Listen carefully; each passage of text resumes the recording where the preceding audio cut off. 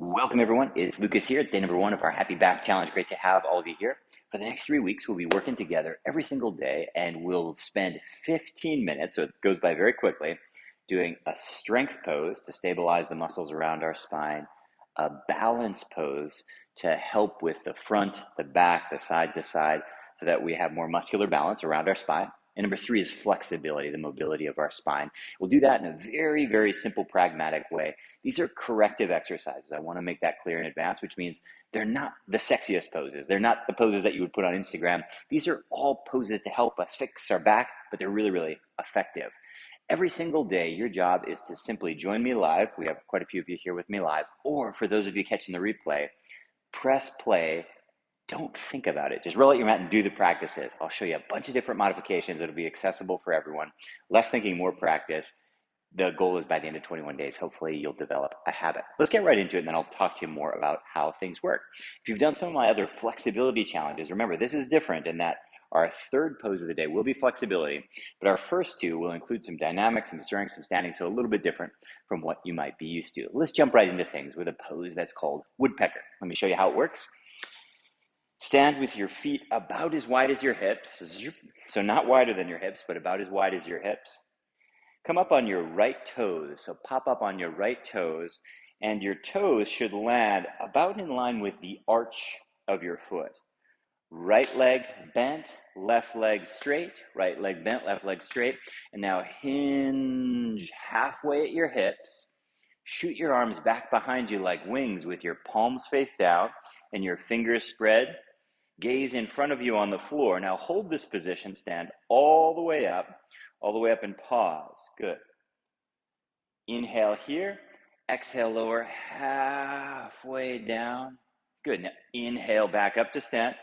Exhale, lower halfway down. Shoot your hips backwards. Inhale up. Exhale, lower halfway down. That's 3. Inhale back up. Exhale, lower halfway down. That's 4. All the way back up. Lower halfway down. That's 5. All the way back up. Lower halfway down. That's 6. Lower halfway down. That's 7. Back up. Lower halfway down. That's 8. We lower halfway down. That's 9. We lower halfway down. That's 10. All the way back up. Release your hands and shake it out. Remember, when you're doing this, I'd like your heel to be very, very heavy. Let's switch legs. I'll face you this time. Feet are as wide as your hips, not wider. Pop up on your left toes. Your toes are in line with the arch of your foot. Right leg straight, left leg bent. Hinge at your hips. Drive your heel into the ground. Shoot your bum way back behind you. So you almost feel like you might tip. Hands back behind you like wings. Spread your fingers, palms face down. Now, instead of craning your neck, gaze gently in front of you on the floor, so your neck stays more or less long. Let's stand all the way up. Pause here. Keep this shape. Inhale.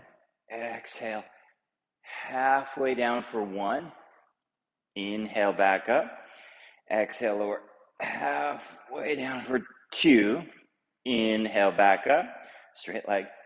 Halfway down for 3, back up, halfway down for 4, back up, lower halfway down, 5, and back up, halfway down for 6, and back up, halfway down for 7, and back up, lower halfway down for 8, and back up, halfway down for 9, and back up.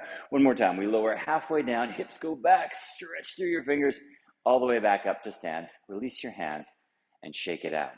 This is a slow, controlled movement. I'd like you to have what we'll refer to as a neutral spine. That means I'm not forcing my spine straight like a military, but I'm also not collapsing into my spine. Instead, I let the curvature be what it is naturally. My lumbar curve probably looks a little bit different than yours, but a neutral lumbar curve is where you let your spine do its thing and your shoulders are over your hips. Maybe your lumbar spine looks a little bit more like this or a little bit more like this. Don't force it. Keep your spine neutral, whatever that means to you. Let's do another set. Feet are as wide as your hips. Pop up on your right toes. Your right toes land right about the arch of your foot. Spread your fingers, arms out behind you. Remember to drive your hips back as we hinge. Let's exhale halfway down for 1. All the way back up as we inhale. Exhale halfway down for 2. Left leg stays straight. Exhale lower halfway down for 3. Back up. Halfway down for 4. And back up. Halfway down for 5. And back up. Halfway down for 6. And back up. Halfway down for 7. And back up. Halfway down for 8. And back up. Halfway down for 9. And back up. And now halfway down for 10. And all the way back up. Release your hands and shake it out. We'll do one more set. This time I'll face you. Feet are as wide as your hips. Pop up on your left toes. Toes are in line with the arch of your foot. It's a simple movement. Keep your arms all the way straight. That'll help to create that neutral spine. Keep your leg all the way straight. We're working on strengthening our posterior chain, which is just a fancy name for all the muscles along the back side of your body, from your calves to your hamstrings, to your glutes, to your QL muscles, to your erector spinae muscles that run up on either side of your spine. Forget about those for a moment. We'll take a look at those later. Right leg straight, left toes, hinge at the hips slightly, extend your arms out. Let's pause here. Inhale, exhale halfway down and pause. Inhale all the way back up. Exhale halfway down, pause. Inhale back up. Exhale halfway down. Heel is heavy, that's 3. Good. Halfway down, your heel is heavy, it's 4. Good. Halfway down, gaze in front of you, it's 5. Halfway down, 6. Good. And halfway down, 7. Good. Halfway down, it's 8. And halfway down, 9. Back up to stand. And halfway down, it's 10. All the way back up. Shake your arms out. Feels like nothing. Then you get to the last round and you really start to feel that. Hopefully it's driving all the way up that posterior chain. You might have felt that a little in your shoulders, in your traps, your erector spinae muscles, or anywhere or all of the wear along that posterior chain. Let's drop down onto our hands and knees like a child crawling. My hands with my fingers spread are right underneath my shoulders. Toes are tucked, and I'll do my best to position my knees right underneath my hips as much as possible. Now we'll do a balancing pose here, and I don't mean necessarily balancing, although it does require a little bit of balance. But what I mean is we'll attempt to balance out the right and left sides of our body in terms of strength and mobility.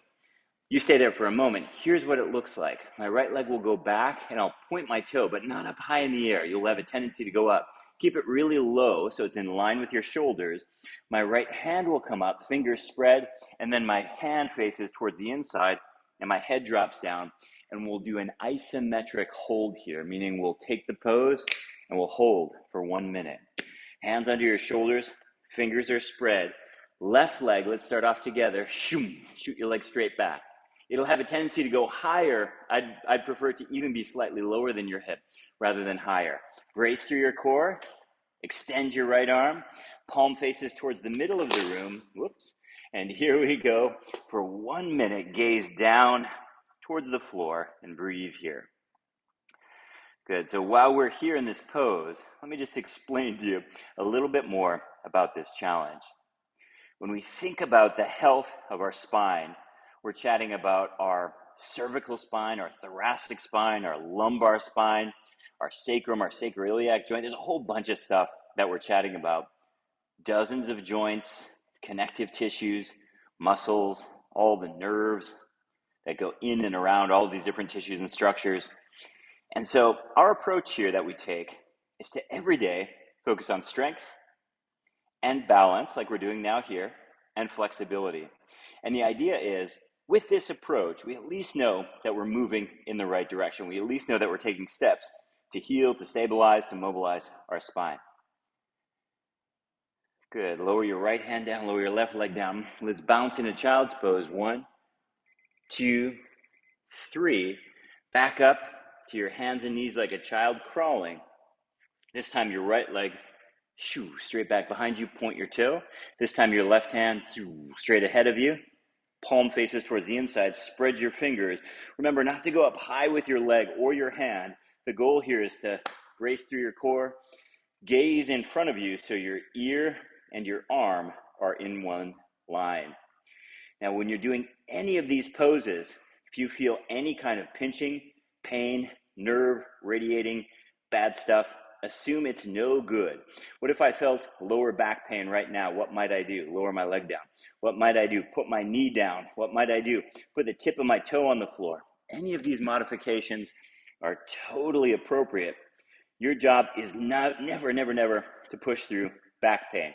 Your job is to work with and around that pain to keep yourself moving, to keep yourself strengthening, lengthening, and balancing your spine, but without pain. Hands down, knees wide apart. Let's bounce 1, 2, and 3. We'll do one more round. This time we'll just do 30 seconds on either side. Hands and knees like a child crawling, toes are tucked. Right hand forward, left leg back. Right hand forward, left leg back. Zip up through your core. So no butt sticking out, no sway back. Lengthen, gaze in front of you on the floor. Again, modifying any of these poses as you might need to keep yourself out of pain. Remember, when we're dealing with joints, it's very different than muscles. Lower your right hand down, switch, left arm up, right leg back, stretch, gaze in front of you on the floor. With muscles, sometimes you can push through pain, and muscles can really take a beating and come back from it. Joints aren't like that. We want to protect our joints, both now and in the future. We want to take extra good care of them. We need them to move to heal, but we need to move really carefully and mindfully. Lengthening forward with your left hand, back with your right leg, and slowly lower down. Knees wide apart. We bounce 1, 2, and 3. Now here's where we need the wall. Some of you are familiar with this pose. People love to hate, to love cliffhanger pose. Let me show you the more accessible version, and then I'll show you some of the modifications. We'll be here for a full 5 minutes. If you already know where you need to be, feel free to go there now. I'll show you the first variation, which is on your knees. So I'm on my knees as if I were doing a child's pose. And what I'll do here is take my knees wide apart. And with my knees wide apart, what I'll do next is spread my fingers like down dog. Knees wide apart, big toes touch. Place my hands on the wall and drop my head. Option number 1.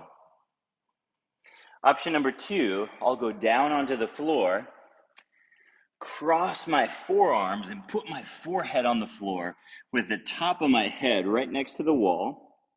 And I'll reach my arms up the wall and I'll place my hands with my elbows bent and drop my head. And then option number 3 is, if you can, straighten your arms and then drop your head. Now this looks simple enough, but just give it a few seconds and then you'll understand what we're doing here. It's not so fun. This is called cliffhanger pose. Imagine you're hanging off the edge of a cliff. Let your chin drop. Let your head and neck be loose and relaxed. And what we're working into here is our thoracic spine. We'll often abbreviate and refer to it as your T-spine. That's your middle back. It's the part of your spine where your ribs connect. It's very stable, but it's also often very immobile, in many cases problematically so. So we'll be working on opening up that thoracic spine.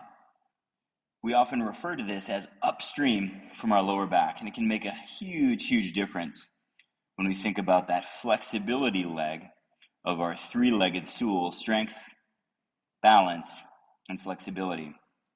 Now I know some of you are saying, Lucas, I just feel this in my chest, feel this in my shoulders. That area on your anterior chain along the front of your body, we call that region number 1, your chest, shoulders, maybe even your intercostal muscles, those muscles between your ribs. All of that stuff needs to stretch as well. Some of you might have overtrained or overdeveloped lats, and you might be feeling that in your lats as well on the sides. All is good. We're working on mobilizing this specific area. Now, I know a number of you have trained with flexibility with me before, and you know the routine, but in our third pose every day, we want to apply science of stretching principles to our deep stretches. How that works is, principle number one is wet noodle. So we try to relax our muscles as much as we can in our poses. It's easier said than done. Right now I don't particularly feel relaxed, but I'll do my best to relax into the pose because my muscles and the fascia that surround them, they stretch best when fully relaxed. Principle number one is wet noodle. This is just for our third pose every day. Number two is something called nose to mouth breathing. It's called breathe to relax. We breathe in through our nose for 4.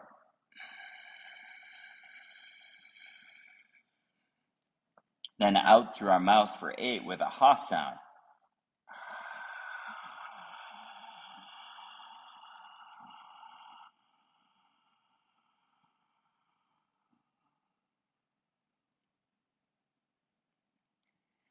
This breathing helps to relax your body. I know it might not feel like it at first.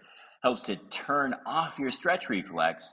It'll help you get more from every minute we're in these poses.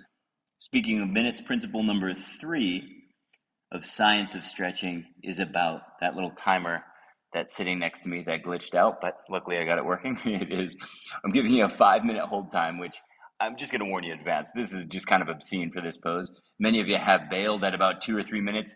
Totally normal. Don't worry, you're doing great. If you make it to 5 minutes, you're a hero. This pose is really uncomfortable. Once you get past about 1 minute, it's pretty uncomfortable. But what that third principle tells us is that our results in terms of our stretching are determined by the amount of time we spend under passive tension, so relaxed with tension on our muscles. So with all of our deep stretches, remember that's just the third leg of our 3-legged stool, with all of our deep stretches, we'll focus on a 2 to 5 minute hold, with our average being usually 3 to 5 minutes, depending on the pose that we're working on. And using these 3 principles, these 3 science of stretching principles, you'll be really pleasantly surprised at how you can strategically and systematically create more space in the body that you're living in. We will disproportionately focus on thoracic spine mobility, anterior chain flexibility, meaning opening up the front of our body, opening up that middle and upper back, because that's a region that tends to be locked up for many of us. And even though I know many of you are struggling with lower back pain, the irony is when you go upstream and free up that area, it often reduces the downstream pressure. Okay, release your hands down. Put your forehead on your forearms. Take a break. Pretend that wasn't the worst 2, 3, or 5 minutes of your day. And then slowly make your way back up to take a seat. Super excited to have all of you here. Every single day I go live at the same time. Every day the links are the same. The Zoom link is the same. The replay link is the same. The Q&A link is the same. I'll continue to post them every day in the Telegram group, but they're just reminders. If you have that email saved, or if you save that message in the Telegram group, you are all set. If you're new to Telegram, there are 2 different channels, and one of them is mine. That's the one with the bell. And the one with the bell, I always edit and clean up every day, so it's very linear. If you get lost, go back to the bell. And then there's one with a chat bubble. That's for all of you to connect, to socialize, do whatever you'd like in there. That's for all of you to discuss with respect, obviously. If Telegram starts to buzz your phone a little too much, just go into the settings, and like any app on your phone, you can mute and you can turn off certain things. And again, remember, if you get lost, just go back to the main channel and you'll find everything there. One more thing before we do a quick break for the Q&A. There is a pose guidebook, a PDF. I sent it to you via email, but I'll also post it in Telegram, and it goes day by day with poses and modifications. It's really helpful if right before we start, even if it's just 3 minutes before we start, you just have a little look. It'll help you think, do I need a wall? Do I need a stool? Do I need a block? It'll also just help you to prepare after if you're redoing poses as well. Super excited to have all of you here. I'll do a quick reset, and I'll see you in the Q&A in just a moment.